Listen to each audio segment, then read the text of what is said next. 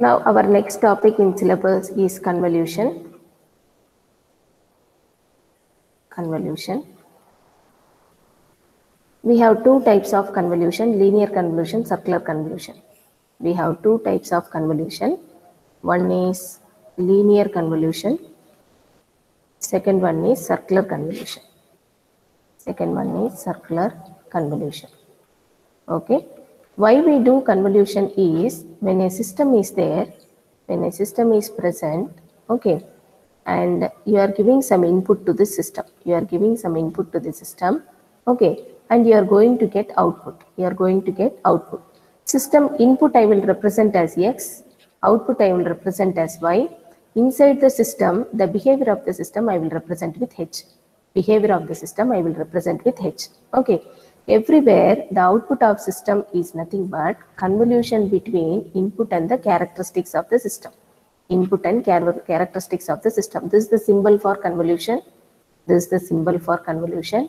Output is obtained by convolution of input and system characteristics. Okay. System characteristics I am representing with H. System characteristics I am representing with H. Okay.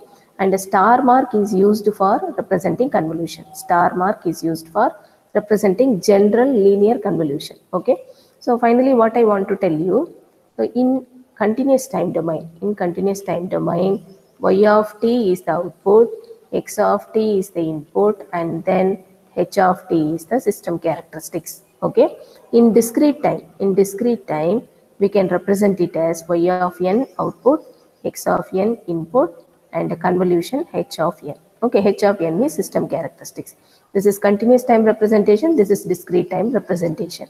And if you remove the convolution, the formula for convolution will be like this: y of t equal to integration minus infinite to plus infinite x of tau h of t minus tau d tau. Tau is a small constant dummy variable. Tau is a small constant dummy variable. Integration limits are for tau. Integration limits are for tau. You can also write, okay, here what I am doing is x of tau means first signal I am replacing with dummy variable. T I am replacing with tau. Okay. And h of t, this t I am replacing with t minus tau.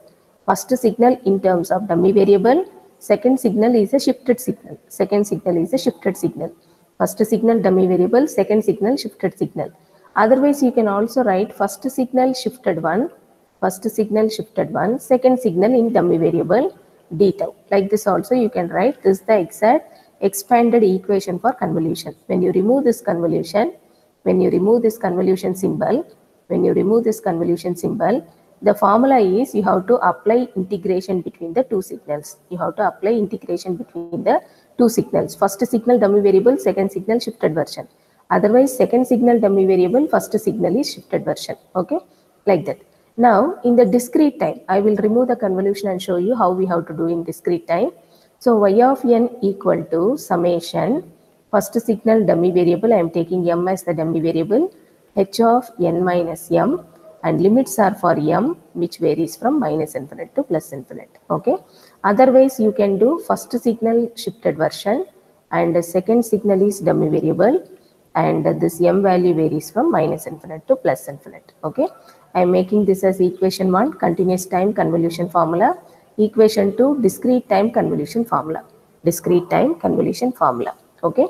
This is all about convolution, linear convolution. Now, if I go to circular convolution, I have to represent in discrete time I have to represent circular convolution as a symbol n with the circle h of n. Okay. In linear convolution, we use star mark for linear convolution representation. Circular convolution means this is the symbol. Okay, symbol for circular convolution. In our syllabus, we have only linear convolution, so we need not bother about circular convolution as of now. In digital signal processing, you will be studying this circular convolution. As per signals and systems, linear convolution alone is enough. Okay. Now, I will assume some basic details and tell you the behavior of this linear and circular convolution. If the first signal length is if the first signal length is L, length means number of components. Length means number of components. First signal length is L. Second signal length is M. Second signal length is M. Then the linear convolution output, length of the output will be, the formula in linear convolution. It is L plus M minus 1. L plus M minus 1. Okay. So then length of the output. Okay. Length of the output. First signal L, second signal M, then the output length will be L plus M minus 1. These are number of elements or number of components. Okay. But in circular convolution, if you see, if the first signal length is L, and the second signal length is M, then the length of output will be, maximum of L comma M. This is the main difference. Between linear and circular convolution. Many more differences we will discuss ahead. Okay, and this is all about linear and circular convolution, the basics required. These are the linear and circular convolution basics required. Okay, and this diagram is valid everywhere. Particularly, we will be using linear convolution to calculate the output. So output is convolution of input and the system characteristics. Other name for system characteristic is impulse response. Okay, other name for system behavior or system characteristics is impulse response. This is system characteristics or system behavior or impulse response. These are the other names. Impulse response. These are the other names for H. Okay. So with this basics, we will move on to some problems.